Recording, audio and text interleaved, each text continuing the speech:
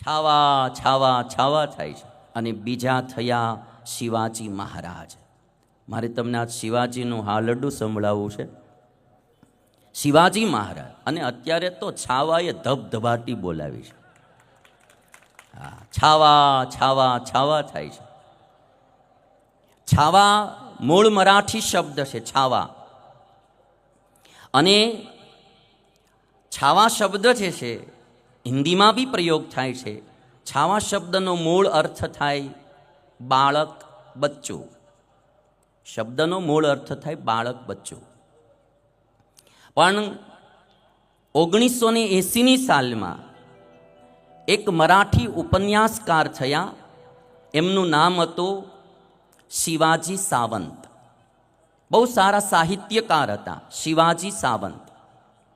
શિવાજી સાવંતે 1980ની સાલમાં એક ઉપન્યાસ લખ્યો અને ઉપન્યાસના મુખ્ય નાયક હતા શિવાજીના દીકરા સંભાજી. શિવાજીના દીકરા સંભાજી. અને ઉપન્યાસનું નામ, એમનું નામ હતું છાવા. શિવાજી સાવંત જે સાહિત્યકાર, એમણે જે એક ઉપન્યાસ લખ્યો 850 પેજનો, 850 પેજનો ઉપન્યાસ લખ્યો. એનું મુખ્ય પાત્ર હતું શિવાજીના પુત્ર સંભાજી મહારાજ. અને એ ઉપન્યાસનું નામ છાવા. અને એમાં એમણે ઉલ્લેખ કરેલો કે શિવાજી શેર હતા અને સંભાજી શેરના બચ્ચા હતા. એટલે એનો છાવાનો અર્થ થયો શેરનું બચ્ચું. શેરનું બચ્ચું, સિંહનું બચ્ચું, એવો અર્થ છાવાનો થયો. અને જ્યારે 1980માં આ ઉપન્યાસ બન્યો, ત્યાર પછી 2024ની સાલમાં શિવરાयांच्या છાવા એવી એક મરાઠી ફિલ્મ બની. શિવરાयांच्या છાવા, શેરનું બચ્ચું, એમ મૂળ કહેવાનું શેરનું, સિંહનું બચ્ચું, એવા નામની એક મરાઠી ફિલ્મ બનેલી. એ 2024માં લગભગ 16 ફેબ્રુઆરીએ રિલીઝ થયેલી મરાઠી ફિલ્મ, નાની એવી. અને આ 14 ફેબ્રુઆરી 2025ના છાવા ફિલ્મ, હિન્દી ફિલ્મ રિલીઝ થઈ.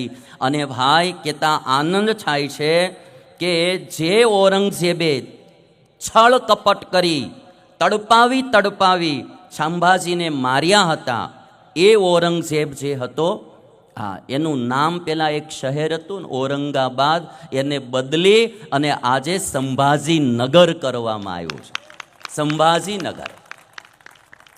અને આ લોકોએ બધાએ શું કર્યું છે આવીને, એ તમે જુઓ.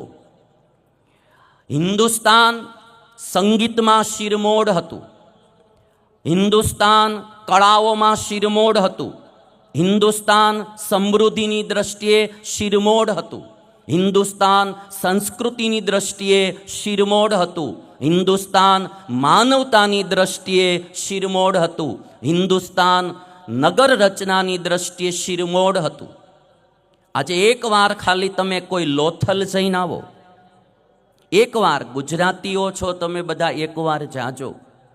ભારત વિકસિત કરવાની વાત તો આજના દિવસે, બાકી દુનિયામાં સૌથી પહેલો કોઈ વિકસિત દેશ હતો તો એ ભારત દેશ હતો.